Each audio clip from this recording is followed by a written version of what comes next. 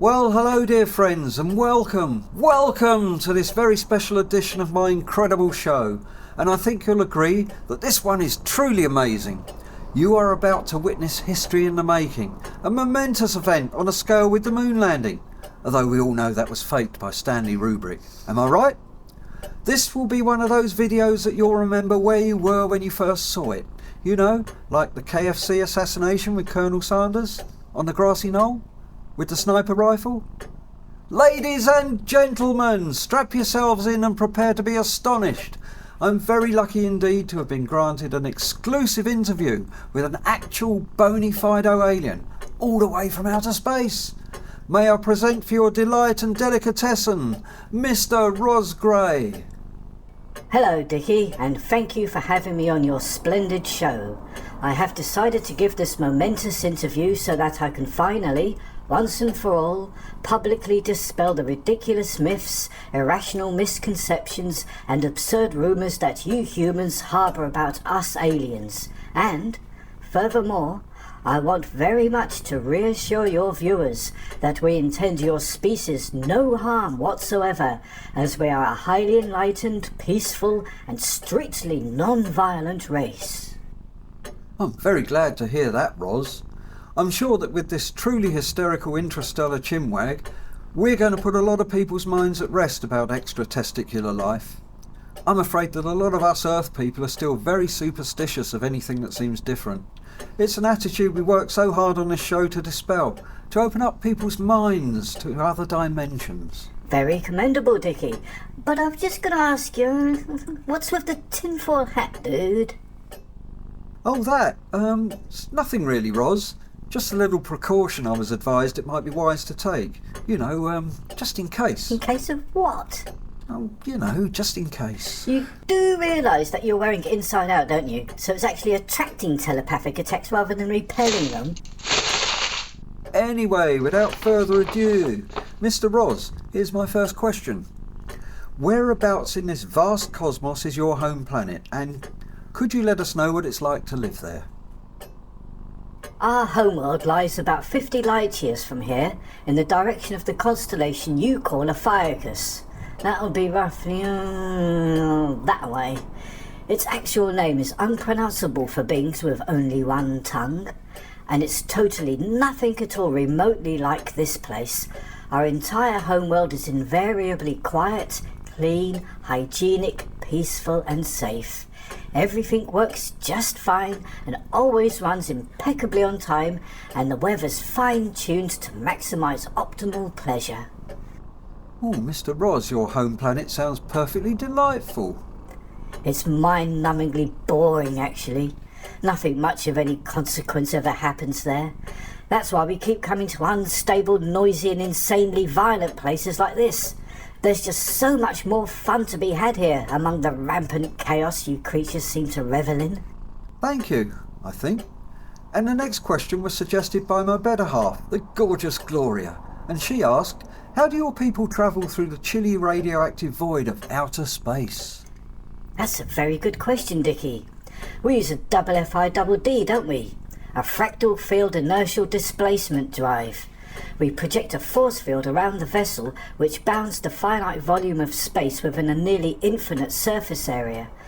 This force field has a fractal dimension of pi hypercubed, effectively reducing the ship's inertia to practically zero. The double FIDD enables us to reach velocities approaching 99.9 recurring % light speed, so we can zip around all over the place in next to no time, relatively speaking. I have no idea what you just said. But you say it works and you're sitting there, so that's good enough for me. Anyway, the next few questions were submitted by our wonderful viewers, and the first one is, why do all you alien races only ever seem to appear to lone hillbilly types in the middle of nowhere?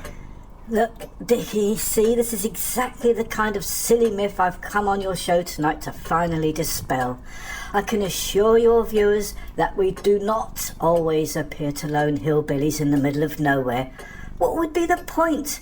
No one would believe them anyway, so it'd achieve precisely nothing, wouldn't it? we would do exactly what I'm doing here and now, talking to an important social media influencer like yourself on a public online forum such as this one here. That makes sense. Yes, I suppose I have become quite a contagious social media influencer, haven't I? Am I right? And Barry from Argleton wants to know, why exactly do you aliens keep stamping out all these elaborate patterns in our cornfields? Are they some kind of secret coded messages? What are you really trying to tell us? Ah man, I'm sorry, but this is just another one of your stupid urban legends. Why would we risk our precious lives barreling through space, dodging meteor storms at super fast velocities, just to doodle silly graffiti in your agriculture? All that way, just to piss about on your cornflakes? Really? I don't know. Where do you people get this stuff from? All right, keep your hair on, we're only asking. The next questioner would like to know, why do you aliens keep abducting our cows? Are you studying their digestive systems because they've got 7 stomachs? Is this why they've got mad cow disease? Ay caramba, listen bucko, we really do not traverse the endless spaceways to visit your poxy little planet just so we can filch your mangy livestock. We have absolutely zero interest in your bovine population. I mean, we're all felling vegan for crying out loud. Well, that should somewhat reassure our poor, much put upon farmers at least. And the next question is, why do you aliens seem so weirdly obsessed with giving the humans they encounter these frankly embarrassing and uncomfortable anal probes? Are they really necessary? What do you expect to find up there? Oh wow, I am just so bloody sick and tired of hearing this old chestnut. I can state categorically and without contradiction that we are definitely not here to study Uranuses. There is nothing remotely of any interest to our species about what lurks up your stinky sphincters. This frankly stupid question really says a lot more about your species than it does about ours. You really think that we're some kind of interstellar doggies running around sniffing at each other's bumholes? You lot are barking mad. Well, there's really no such thing as a bad question, is there, Rozz? Yes, there bloody is. Questions are a burden to others, answers a prison for oneself. OK, right, now then, let me summarise all the points you just made so I can run this past you again to make sure I've heard you correctly. So you're telling me that you aliens are coming here to appear to lone farmers in the middle of nowhere so that you can draw crop circles to tell them coded messages about which of the cows you'll be abducting next to subject to a thorough anal probing to infect them with mad cow disease. Am I right? Well, Dickie boy, let me put it this way. No. No. No! And, furthermore, no! Here, as you pervs seem so keen on this probing business.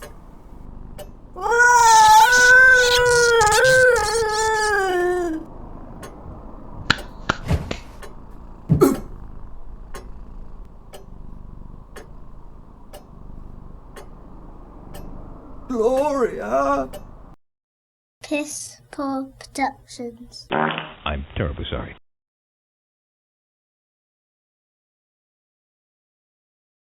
I think we got away with that.